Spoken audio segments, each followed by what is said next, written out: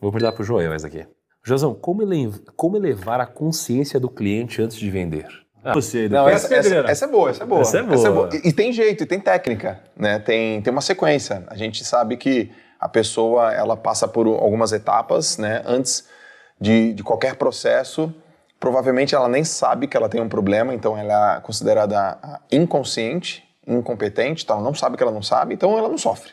Esse cara tá de boa, ele tá tranquilo, porque ele nem sabe que ele tem aquele problema. Eu sempre dou exemplo, por exemplo, do pai ou da mãe que são obesos, sedentários e que não sabe o quanto que isso influencia na vida dos filhos. Aí eu falo, olha, não sei se você sabe, mas o fato de você ter uma vida, um estilo de vida desregrado afeta em 56% a sua filha, a chance dela ser obesa também. Ele já não é mais agora um cara que tá tranquilo. Agora ele é um cara consciente, inconsequente. Agora ele sabe que ele não sabe, e ele fica já incomodado, fala, tá, mas me dá mais elementos, me dá mais informações. Bom, é assim que funciona, não é só com você, funciona isso no mercado, no mundo, o mundo tá assim. E ele fala, meu Deus do céu. Aí agora ele fica consciente que isso é um problema, e aí ao ter noção desse problema, ele já quer resolver esse problema. A terceira fase, ele percebe que ele tem consciência que existe uma solução. Mas existe uma solução para isso. E depois que ele tem uma noção que existe uma solução para aquilo, ele fala, e tem serviços e produtos que solucionam isso. E aí, como você mostrou toda essa etapa, ele gera uma conexão com você. Poxa, você não consegue me ajudar nisso aqui? É nessa hora que ele quer comprar. Porque ele passou pelas etapas, ele não sabia que não sabia, até o momento que ele sabe que ele não sabe fazer, e sabe que você pode solucionar isso para ele, e agora ele quer. É muito legal, de maneira prática, trazer para a turma, que fica claro que as pessoas só compram algo por duas coisas, ou por um medo ou por uma ambição. Só. Então, quando você aprende, as pessoas só tomam a decisão de compra baseado no medo que elas têm, irreal, genuíno e justo, a resolução desse medo. Por exemplo, as pessoas só pagam a mensalidade numa academia ou por um medo ou por uma ambição. Ou, tô com medo de morrer cedo, preciso treinar meu físico. Ou, quero ficar mais atraente. É sempre baseado no medo ou uma ambição, um telefone celular.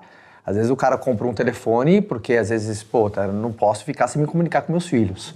Ou ele compra uma ambição dele, atrelada a uma quase, geração de status, né, de poder, isso, aquilo. Então, sempre vai ser no meio de uma ambição. Então, você saber qual que é o medo que você toca, uma ambição que você toca no teu cliente, é a elevação do nível de consciência, porque neste exato momento teve a percepção de um problema, através do despertar de um medo ou de uma ambição. Sabe o que eu acredito? Que a consciência tem que ser de graça e a consequência tem que ser paga. Olha, eu vou te elevar a consciência, essa aí eu não te cobro não. E o cara, agora eu tenho noção da consequência se eu não fizer isso. A consequência, eu tô aqui, eu tenho um produto ou serviço para você. Eu acho que vale acrescentar que hoje, na era do conteúdo, não é? Você, quando está produzindo conteúdo, você está aumentando a consciência daquele público que está te consumindo sobre um determinado assunto. Educar é uma das estratégias de elevação de nível de consciência. A educação, aliás, isso você citou aqui a XP, não é? A origem da XP era a educação financeira que resultou no que se tornou hoje um dos grandes bancos do Brasil.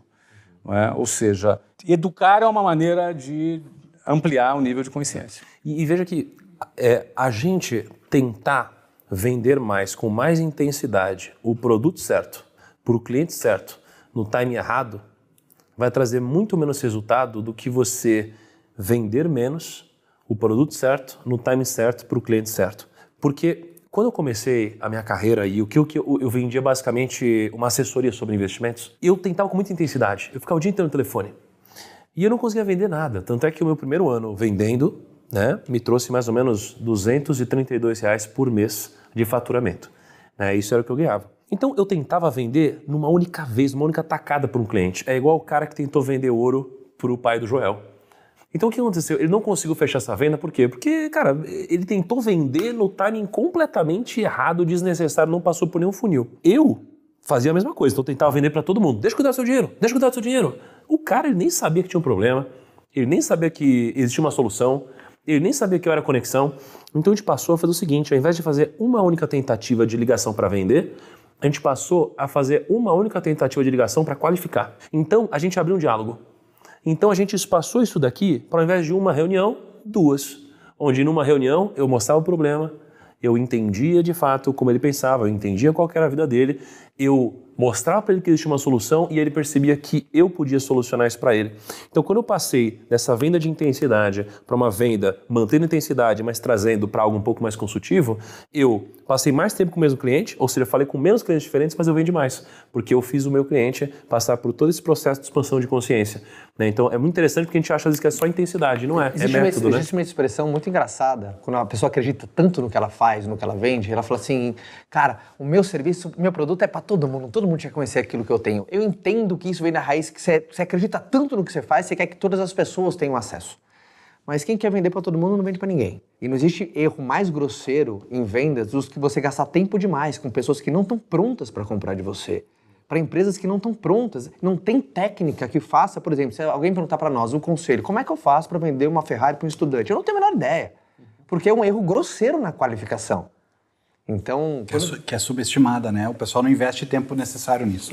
E aí começa a colocar a culpa, o mercado que está retraído, não, as pessoas, mudou o hábito de comportamento. Não, você só tem um erro básico de qualificação. Então, esses pequenos detalhes que você vai pegando ao longo de um processo.